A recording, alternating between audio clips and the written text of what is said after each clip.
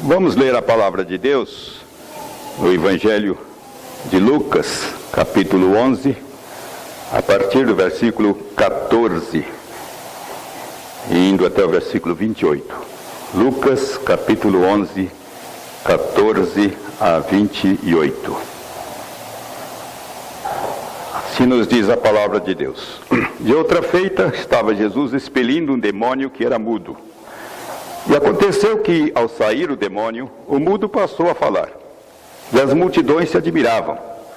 Mas alguns dentre eles diziam: ora, ele expele os demônios pelo poder de Belzebu, o maioral dos demônios. E outros, tentando-o, pediam dele um sinal do céu. E sabendo ele o que se lhes passava pelo Espírito, disse-lhes: todo reino dividido contra si mesmo ficará deserto, e casa sobre casa cairá. Se também Satanás estiver dividido contra si mesmo, como subsistirá o seu reino? Isto porque dizeis que eu expulso os demônios por Belzebu. E se eu expulso os demônios por Belzebu, por quem os expulsam vossos filhos? Por isso eles mesmos serão os vossos juízes. Se porém eu expulso os demônios pelo dedo de Deus, certamente é chegado o reino de Deus sobre vós. Quando o valente bem armado guarda a sua própria casa, ficam em segurança todos os seus bens. Sobrevindo, porém, um mais valente do que ele, vence-o, tira-lhe a armadura em que confiava e lhe divide os espojos. Quem não é por mim, é contra mim. E quem comigo não ajunta, espalha. Quando o espírito imundo sai do homem, anda por lugares áridos, procurando repouso. E não o achando, diz: voltarei para minha casa de onde saí. E tendo voltado, a encontra varrida e ornamentada. Então vai e leva consigo outros 7 espíritos, piores do que ele. E entrando, habitam ali. E o último estado daquele homem se torna pior do que o primeiro. Ora, aconteceu que ao dizer Jesus essas palavras, uma mulher que estava entre a multidão exclamou e disse-lhe: bem-aventurada aquela que te concebeu, e os seios que te amamentaram. Ele, porém, respondeu: antes, bem-aventurados são os que ouvem a palavra de Deus e aguardam. E Deus nos abençoe com esta leitura da sua palavra.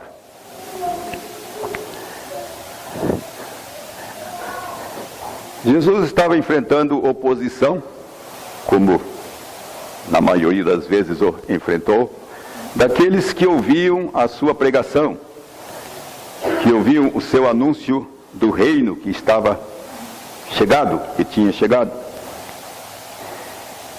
E nesta feita, como diz aqui Lucas, ele havia expelido um demônio que era mudo. E depois que ele expeliu esse demônio mudo, começou a falar. E as multidões se admiraram.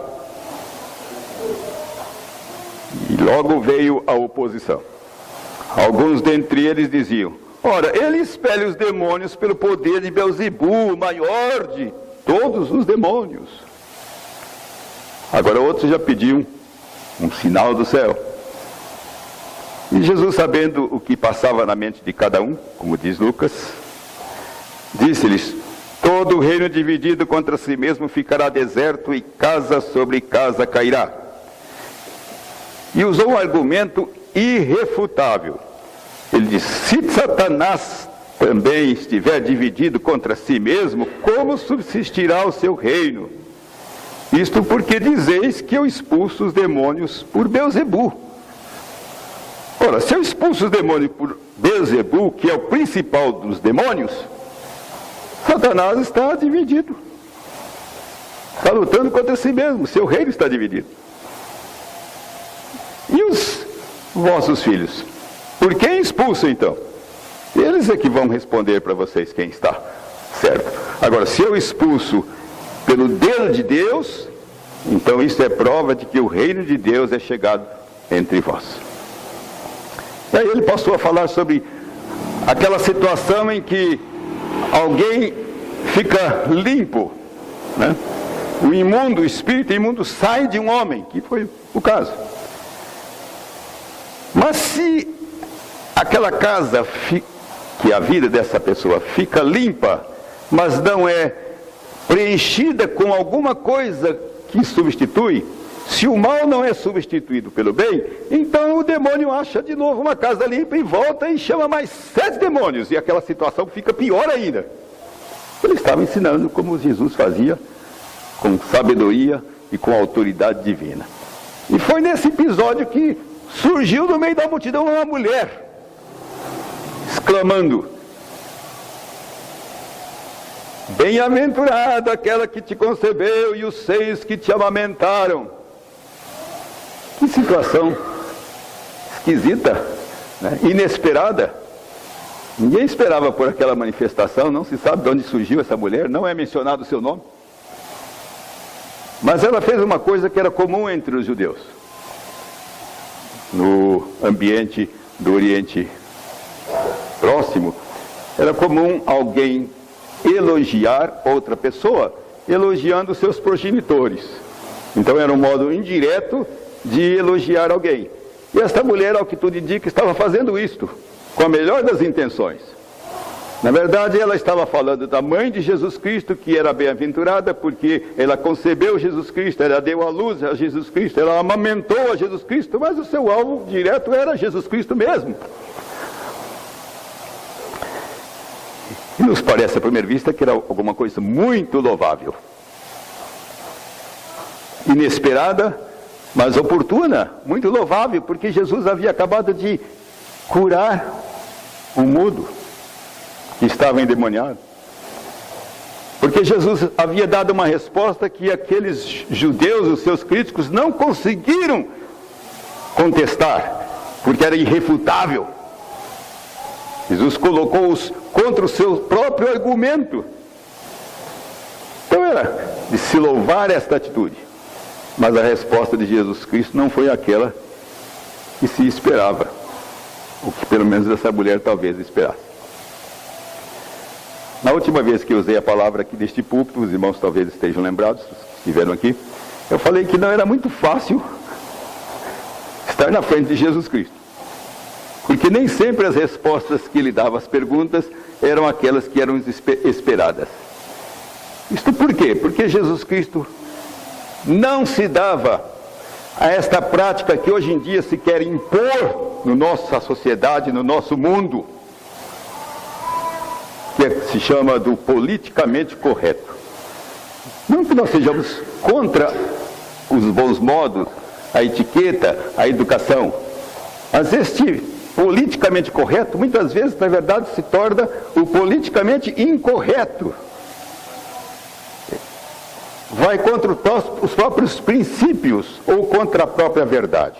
E Jesus Cristo não se deixava levar pelo politicamente correto. Por quê? Porque ele tinha um compromisso com a verdade.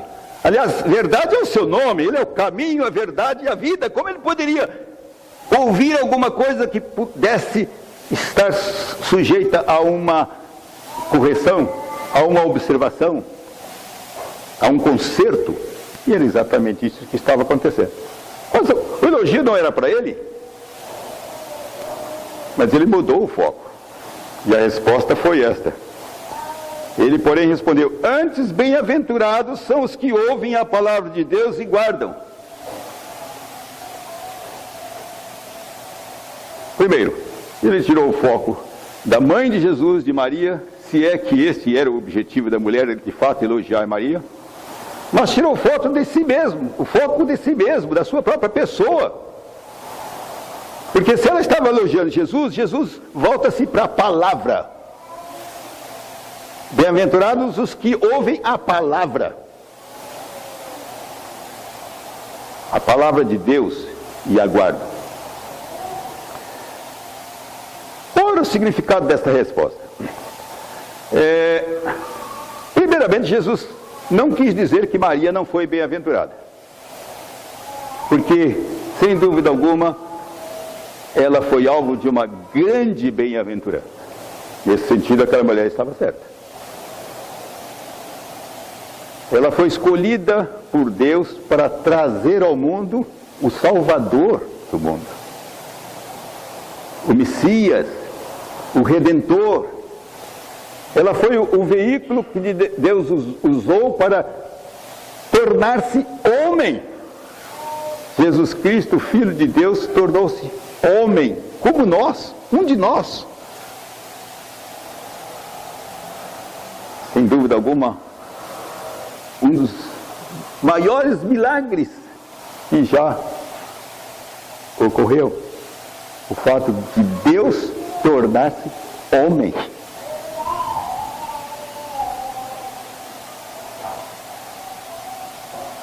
Mas o próprio Deus disse que ela era bem-aventurada.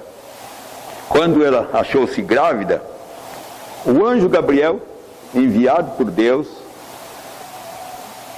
chegou a ela e disse, aqui no capítulo 1, versículo 28, nós lemos capítulo 1, a partir do versículo 26 em diante: no 6º mês foi o anjo Gabriel enviado da parte de Deus para uma cidade da Galileia chamada Nazaré, a uma virgem desposada com certo homem da casa de Davi, cujo nome era José. A virgem chamava-se Maria. E entrando aonde ela estava, disse: alegra-te, muito favorecida, o Senhor é contigo. A palavra do anjo, a mensagem de Deus. Ela, porém, ao ouvir esta palavra, perturbou-se muito e pôs-se a pensar do que significaria esta saudação. Mas o anjo lhe disse: Maria, não temas, porque achaste graça diante de Deus. Eis que conceberás e darás à luz um filho, a quem chamarás pelo nome de Jesus. Este será grande, será chamado Filho do Altíssimo. Deus, o Senhor, lhe dará o trono de Davi, seu pai. Ele reinará para sempre sobre a casa de Jacó, e o seu reinado não terá fim. Não era coisa pequena que estava acontecendo com Maria. Ela seria a mãe do Filho de Deus.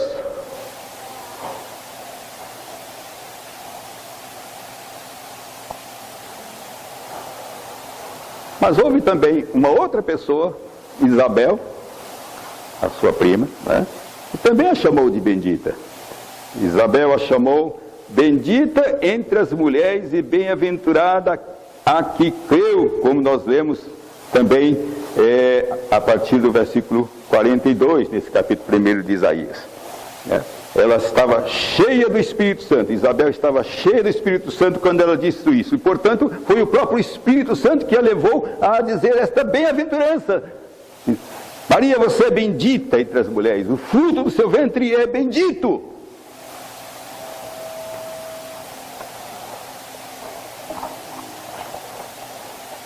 Mas a própria Maria reconheceu isso também.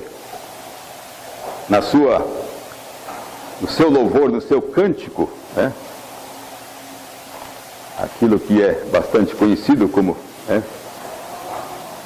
o Cântico de Maria, no capítulo 1, a partir do versículo 46, nós lemos o seguinte: então disse Maria, a minha alma engrandece ao Senhor, o meu espírito se alegrou em Deus, meu Salvador, porque contemplou na humildade da sua serva, pois desde agora todas as gerações me considerarão bem-aventurada.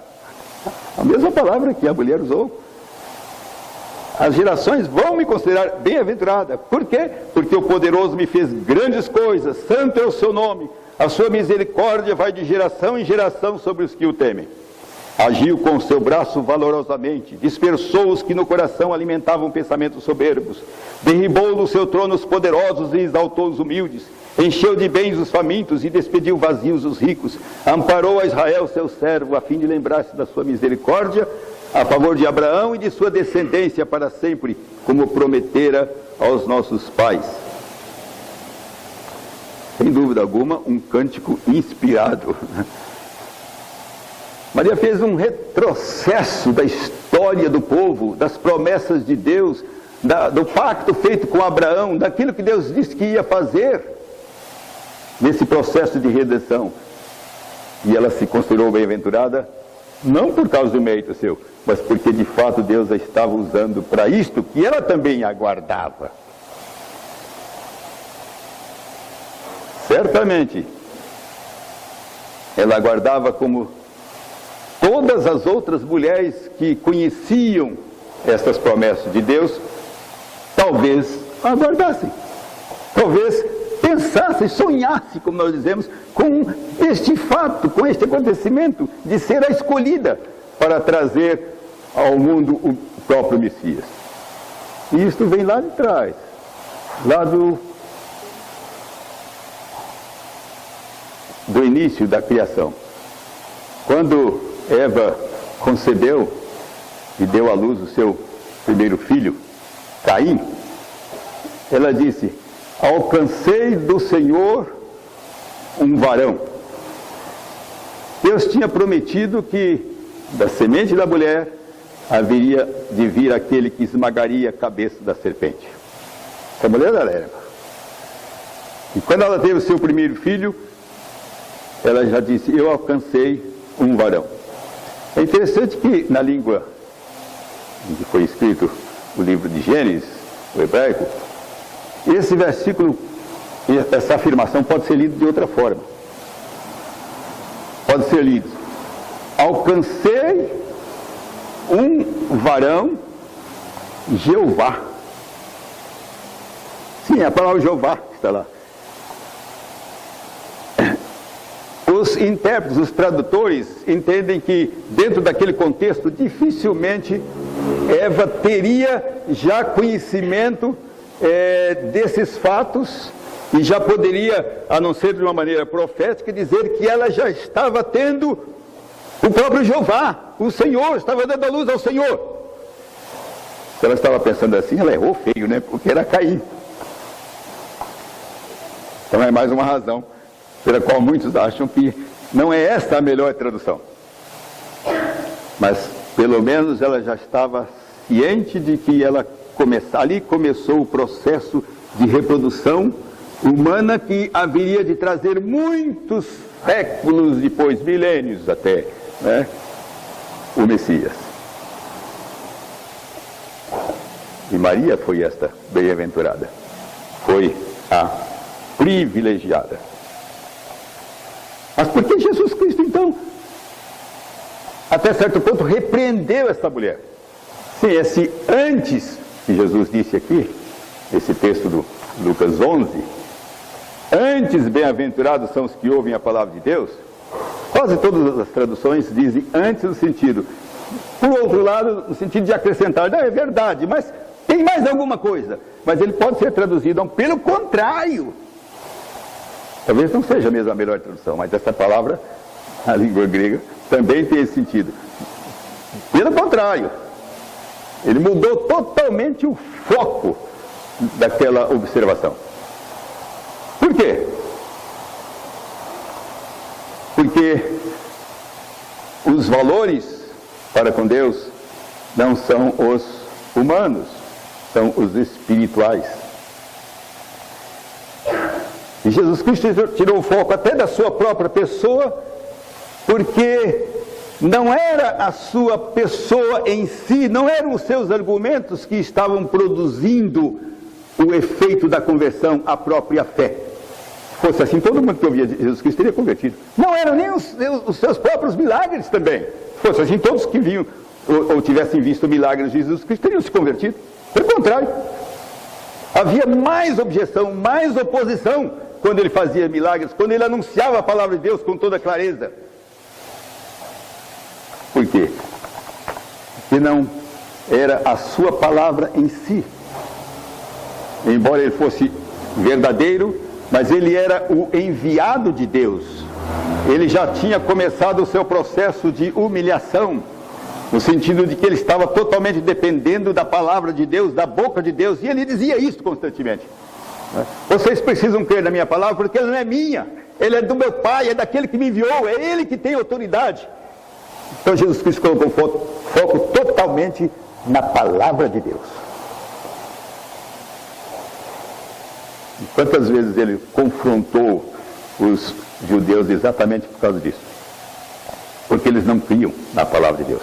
Mesmo ouvindo as palavras de Jesus Cristo, mesmo ouvindo os fortes argumentos de Jesus Cristo, mesmo sabendo que ele não podia ser derrotado em qualquer argumentação. Quando eles mandavam pessoas para falar com ele, nunca homem algum falou como ele. Procuravam diminuir o poder dos seus milagres, mas eles mesmos ficavam sem resposta. Mas não criam, por causa da incredulidade do seu coração, da dureza dos seus corações. Mais de uma vez, não só Jesus Cristo disse isso, mas também depois os apóstolos disseram também, que aquilo estava acontecendo porque já tinha sido predito. Deus já tinha dito a Isaías, lá no passado, de que o seu ministério seria esse, de que ele iria pregar, mas que ninguém ouviria sua mensagem, porque Deus iria dar olhos que não viam, ouvidos que não ouviam. Deus ia fazer com que os seus corações ficassem endurecidos, eles ficassem cegos, ficassem surdos para a mensagem da palavra de Deus. Por quê? Porque isso também é de Deus. A Bíblia diz que a fé vem pelo ouvir, e o ouvir da palavra de Deus. Mas não significa que todos que ouvem a palavra de Deus creem. Porque a palavra de Deus é o meio que leva a fé. Ela é a espada do Espírito. A pregação vem pela palavra. E a fé vem pela palavra, e pelo ouvir da palavra, diz Paulo em Romanos 10. Mas não basta ouvir. Só Deus transforma o coração. Só Deus dá a fé. Só Deus muda a convicção. Só Deus quebra essas barreiras que aqueles judeus tiveram. Paulo diz que quando eles leem a Escritura, lá em Coríntios, eles falam, eles têm um véu posto, eles não conseguem ver, mesmo lendo as Escrituras. Jesus disse, examinai as Escrituras, porque vós cuidais ter delas a vida eterna, e são elas que testificam de mim. Vocês deveriam crer.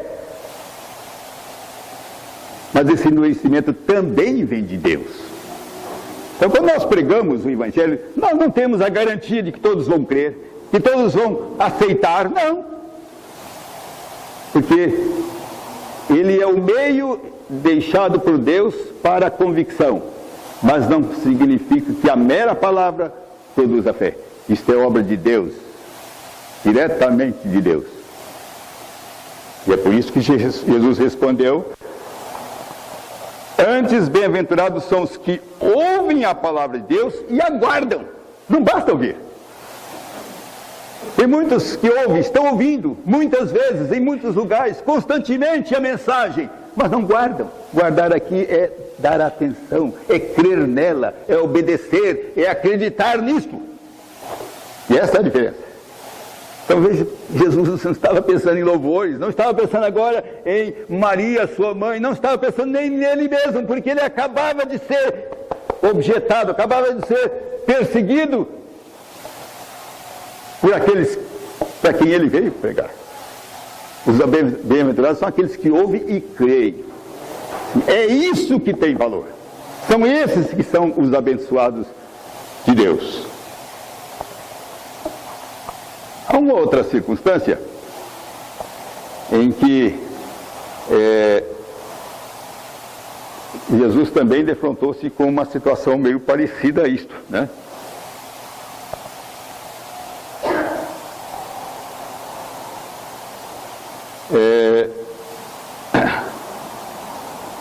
Houve uma ocasião, há 2 lugares onde nós lemos sobre isso, em Mateus e em Lucas. Estou olhando aqui qual dos 2 eu vou ler.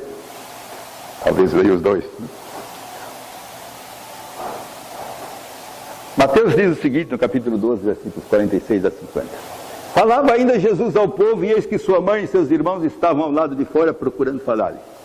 E alguém lhe disse: tua mãe e teus irmãos estão lá fora e querem falar-te. Porém ele respondeu ao que lhe trouxeram o aviso: quem é minha mãe? Quem são meus irmãos? Mais uma daquelas, né? E estendendo a mão para os discípulos disse: eis minha mãe e meus irmãos.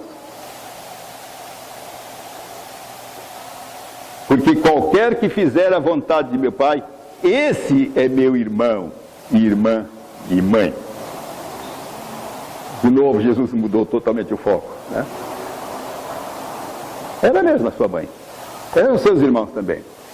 Eles viviam preocupados, mais a mãe certamente do que os irmãos, porque os irmãos só creram depois, né? A Bíblia diz que eles eram incrédulos. Os irmãos de Jesus Cristo eram incrédulos. Eram.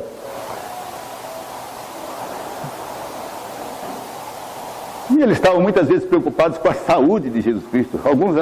Teve uma época que eles foram buscar Jesus Cristo para prendê-lo, porque eles achavam que ele tinha perdido o juízo. Vejam, Até dentro de casa, Jesus Cristo enfrentava dificuldades, oposição, porque estava cumprindo o trabalho que Deus lhe deu. Então, à primeira vista, parece que Jesus Cristo é um pouco mal educado, foi politicamente incorreto, porque se a sua mãe, se os seus irmãos chegam para procurá-lo, para saber como é que ele estava, quem é meu irmão? Quem é minha mãe? Quem é minha irmã? Apontou para Jesus, esses são os meus irmãos. Por quê? Porque realmente para Jesus Cristo não são as relações físicas, humanas, que têm valor. Mesmo que elas sejam úteis, usadas por Deus, e foi, sem dúvida alguma. Jesus Cristo foi sempre obediente à sua mãe. A Bíblia diz que ele era ali sujeito quando era criança, que era obediente. Mas naquele momento não estava em jogo o relacionamento mãe-filha. Estava em jogo a experiência espiritual, a relação espiritual entre irmãos. Então Maria, melhor do que mãe, era a sua relação de irmã de Jesus. Assim como seus irmãos também, irmãos de Jesus. E este é o ponto que Jesus Cristo destacou aqui. Minha mãe e meus irmãos são estes que ouvem a palavra de Deus e praticam. Os seus irmãos biológicos, os seus irmãos na carne, como nós costumamos dizer, não praticavam, não ouviam nem sequer. Né? Irmão é aquele que pratica.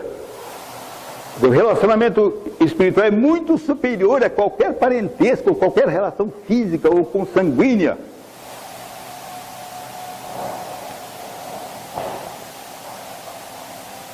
O texto de Mateus diz, porque qualquer que fizer a vontade de meu Pai Celeste, esse é meu irmão, irmã e mãe.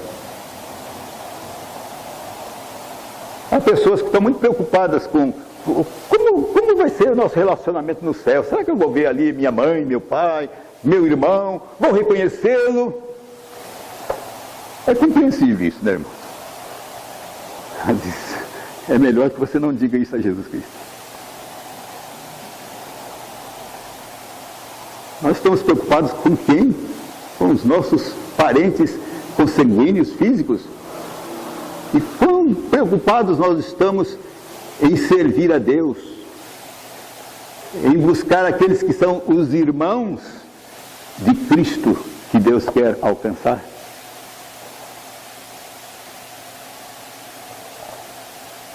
Não estou dizendo que nós não vamos reconhecer, nós sabemos, nós temos todas as informações, que não vamos vê-los, que não vamos nos alegrar com isto.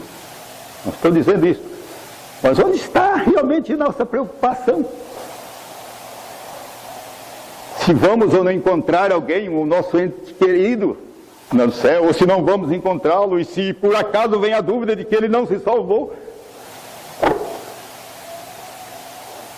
é melhor que nós jamais, mesmo nas nossas orações, levemos a Deus essas nossas preocupações, porque há relacionamentos muito melhores, muito mais importantes, né? Que são aqueles dos que obedecem, ouvem e obedecem à palavra de Deus, aqueles que de fato creem, né, na palavra de Deus, que não duvidam. Assim, nós todos temos dúvida. Não significa que nós somos perfeitos, é por isso que nós precisamos nos confrontar uns aos outros, conosco mesmo, com as nossas próprias fraquezas, com as nossas limitações. Os discípulos não eram perfeitos. Aliás, se existe alguém que não era exemplo de fé, eram os discípulos. Isso pode surpreender alguém, porque muitas vezes nós os temos como os heróis da fé. Eles fracassaram muitas vezes na própria ressurreição de Jesus Cristo. Eles fracassaram, eles não acreditavam na ressurreição. Foi preciso insistir com eles de que Jesus Cristo estava de fato ressuscitado, porque os seus corações estavam obscurecidos, os próprios discípulos. Depois Tomé fez aquilo trabalho, aquele papelão, como nós costumamos dizer, porque quando Jesus Cristo apareceu aos 12 que estavam ali reunidos, né? Tomé não estava, e eles falaram: nós vimos o Senhor, ele está ressuscitado, fato, ele veio, ele está aqui, falou conosco, ele entrou sem porta, ele está ressuscitado. Tomé: não, eu não acredito. Se eu não vir o sinal dos cravos, se eu não meter o meu dedo ali para ver, eu não acredito. E foi preciso Jesus Cristo, outra vez, apareceu e passou-lhe esse sabão, como nós costumamos dizer, né? Também põe aqui o seu dedo. Veja aqui os sinais nas minhas mãos. E seja crente e não incrédulo. Mais bem-aventurado, felizes são aqueles que não viram e creram. Se nós precisamos de ver para crer, nossa fé realmente não está firmada na palavra de Deus, está firmada na nossa vista. E a Bíblia diz que nós não andamos por vista, nós andamos por fé. Porque a fé é o firme fundamento das coisas que não se veem, que se esperam, mas não se veem. E quando nós duvidamos da palavra de Deus, nós estamos fracassando como os discípulos. Porque nós precisamos de evidências, né? Para poder crer. Isto é fé. Isto é incredulidade, isto é dúvida. E tantas vezes a nossa própria vida cristã nos está dizendo que nós não somos salvos, mas que ainda somos incrédulos. Há um sentido em que o crente precisa se converter. Jesus disse a Pedro: quando você se converter, confirma. Apacenta as ovelhas e confirma minhas ovelhas. Você precisa se converter. É outro tipo de conversão. É essa conversão que descansa, que confia na palavra de Deus. Nesta palavra que Jesus Cristo falou para essas mulheres, né? Bem-aventurado é aquele que crê, aquele que ouve a palavra e crê nela e confia nela, não precisa de outras evidências. Por quê? Porque o relacionamento espiritual é muito melhor. Mas nós estamos falando em ser irmão. Jesus disse isso: meus irmãos. Ele disse isso mais de uma vez. Na sua ressurreição, quando ele apareceu para as mulheres, João destaca em particular Maria Madalena, mas outros evangelistas também colocam outras mulheres, porque elas ficaram ali ao lado do túmulo, né?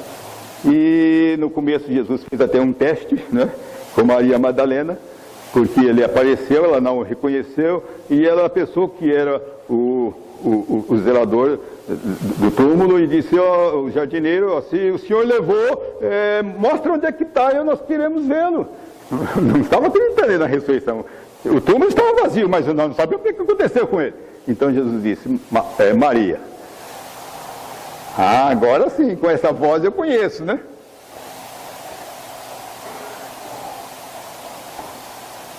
E o que ele disse para ela?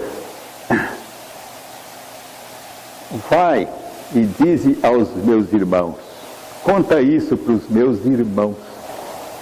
Sim. Depois de ressuscitado, Jesus Cristo estava chamando aqueles discípulos incrédulos, pusilânimes, aqueles discípulos que duvidaram dele mesmo, que o abandonaram. Vai dizer para eles que eu estou ressuscitado. Meus irmãos. Alguns acham que Jesus Cristo, quando disse isso, meus irmãos, estava falando dos seus irmãos biológicos. Eles não estavam nem ligando. Só depois, então. Jesus Cristo estava preocupado com seus discípulos, aqueles que creram nele, por quem ele morreu. E em Hebreus também nós lemos Jesus Cristo sendo chamado, ou chamando-nos de irmãos. Vamos ler no capítulo 2 de Hebreus. Ali é uma citação do Salmo 22, que diz o seguinte: porque convinha, versículo 10, que aquele por cuja causa e por quem todas as coisas existem, conduzindo muitos filhos à glória, aperfeiçoasse por meio de sofrimento o autor da salvação deles. Pois tanto o que santifica como os que são santificados, todos vêm de um só. Por isso é que ele não se envergonha de lhes chamar irmãos, dizendo: a meus irmãos declararei o teu nome, cantar-te-ei louvores no meio da congregação. Os irmãos já perceberam isso? Jesus Cristo está dizendo que ele se une aos seus irmãos, que somos nós, cantando louvores a Deus, o Pai. Foi o que ele disse para Maria Madalena: vai para os meus irmãos, né, para o meu Deus o meu Pai, o que aconteceu com o que me fez o meu Pai, o vosso Pai, o meu Deus, o vosso Deus. Deus se identifica conosco. E esta é uma das coisas mais gloriosas que as Escrituras nos apresentam. E o autor dos Hebreus desenvolve bastante esse argumento de que Jesus Cristo é o nosso sumo sacerdote, esse é o tema principal da epístola, é o nosso sumo sacerdote, exatamente porque isso, porque ele é um de nós. O sacerdote precisava ser humano para poder representar o homem, ele precisava oferecer sacrifícios que eram, na verdade, típicos do sacrifício de Cristo. Cristo ofereceu-se a si mesmo como sacrifício, mas ele era homem. E por isso pode compadecer-se de nós. Ele sabe que nós somos, ele sabe pelas coisas que nós passamos. No capítulo 4, versículo 15, nós lemos: porque não temos um sumo sacerdote que não possa compadecer-se das nossas fraquezas. Antes foi ele tentado em todas as coisas a nossa semelhança, mas sem pecado. Essa é a única diferença, é que ele não era pecador.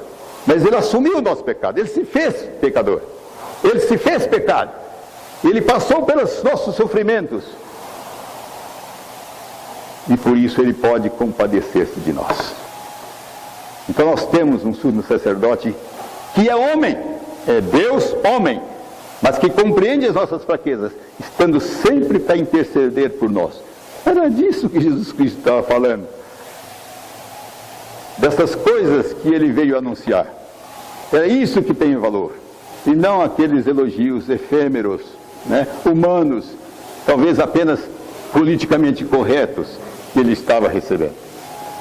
Ele estava dando ênfase à palavra de Deus. É isto que vale. E nós temos a palavra de Deus, e nós temos o Espírito Santo que nos deu a fé.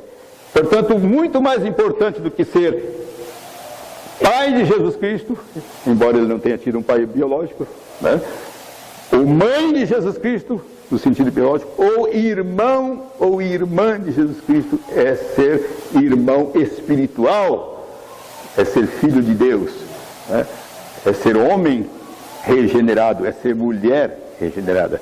É disso que a palavra de Deus nos fala.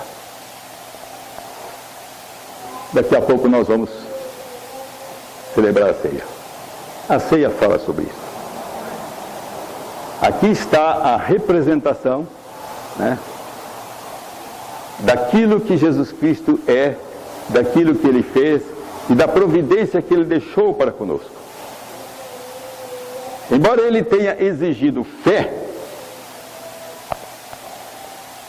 e a fé é necessária, ele não deixou também de dar evidências, e até mesmo de deixar símbolos memoriais. Os sacramentos são um meio de graça. Então a ceia, assim como o batismo, é um meio de graça. E se nós atentarmos por esse fato, irmãos, é aquele que mais se aproxima daquilo que nos toca tanto, ou que nos prende tanto, que é esta questão do senso. Nós temos aqui o senso físico, do toque, daquilo que Jesus Cristo chamou de seu corpo, do seu sangue, e também do próprio paladar. É aquilo que está mais próximo de uma realidade física que apresenta uma realidade espiritual muito mais importante. Mas Jesus, na sua graça, nos deixou isto, inclusive, alguma coisa que toca os nossos próprios sentidos, instituído por Ele, abençoado por Ele, ordenado por Ele, que é uma anunciação da sua vinda. Porque a Escritura diz que cada vez que nós participamos do cálice e do pão, nós estamos anunciando a sua morte até que Ele venha. É uma proclamação da morte de Cristo, mas é uma proclamação também da nossa fé, é um testemunho da nossa fé, é uma declaração de fé quando nós fazemos, discernindo o corpo, como diz Paulo aos Coríntios. Este é o privilégio que nós temos, é disso que Jesus falava. Nós ouvimos a palavra de Deus. Eu quero crer, espero que todos os que estão aqui nessa noite ouviram a palavra de Deus. Sim, isso ouviram. Mas receberam o dom da fé, de crer nela, nem todos recebem. Quantas vezes nós já agradecemos a Deus por isto, porque Ele nos deu a graça de acreditar na palavra de Deus.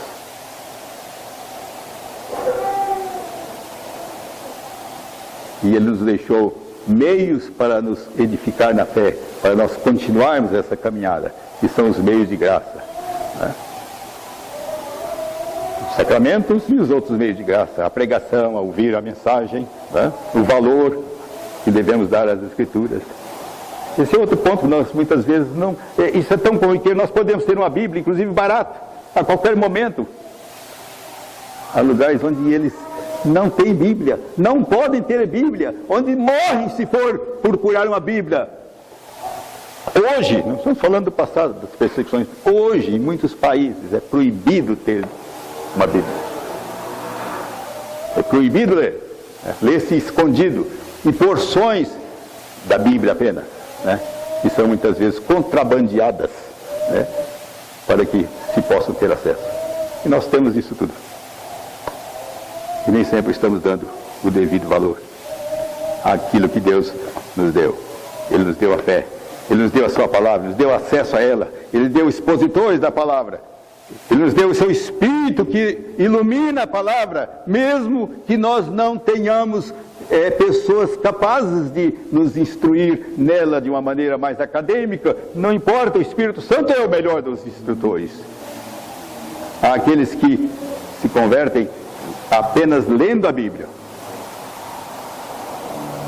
e são capazes de argumentar com teólogos a respeito das verdades eternas. Portanto, irmãos, valorizemos aquilo a que Jesus dá valor, que é ouvir a palavra de Deus, que é crer na palavra de Deus e é praticar a palavra de Deus. Muitas vezes nós damos valores para outras coisas.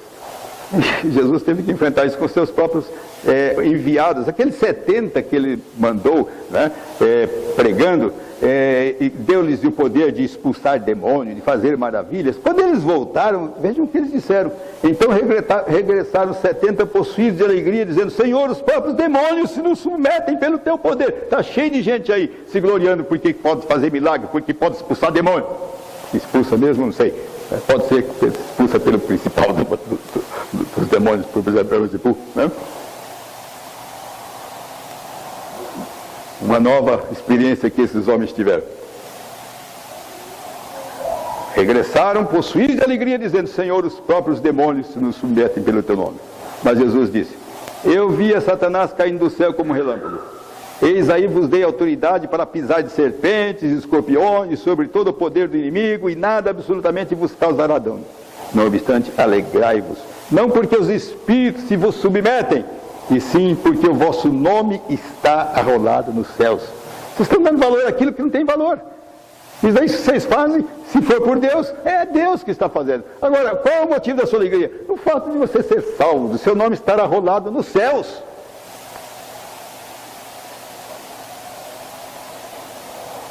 Então a palavra de Deus é realmente aquilo que deve ter a nossa principal atenção. No Salmo 119, concluindo, nós lemos o seguinte: Bem-aventurados os irrepreensíveis do seu caminho, que andam na lei do Senhor. Bem-aventurados que guardam as suas prescrições e o buscam de todo o coração. Bem-aventurados, é o mesmo termo. Agora é a palavra de Deus dizendo isso. Não praticam iniquidade, andam nos seus caminhos. Tu ordenaste os teus mandamentos para que os cumpramos à risca. Tomara sejam firmes os meus passos, para que eu observe os teus preceitos. Então não terei de que me envergonhar quando considerarem todos os teus mandamentos. Render-te-ei graças com integridade de coração, quando tiver aprendido os teus justos juízos. É isto que vale, de acordo com Jesus Cristo. É a palavra de Deus que nós temos nas nossas mãos, que nós ouvimos a sua pregação, a sua exposição. É o Espírito que está conosco para nos iluminar, para nos tocar, para nos convencer de pecado, para mudar a nossa vida, para nos tornar irrepreensíveis. É disso que Jesus Cristo está falando quando ele diz: antes, bem-aventurados são aqueles que ouvem a palavra de Deus e a praticam. Deus nos abençoe com todos esses privilégios, que nós tenhamos a graça de praticar as Escrituras, porque é assim que nós estaremos correspondendo às expectativas de Cristo, às expectativas de Deus. E mais do que isso, nós estaremos correspondendo àquilo que nós mesmos precisamos valorizar. Que Deus nos abençoe.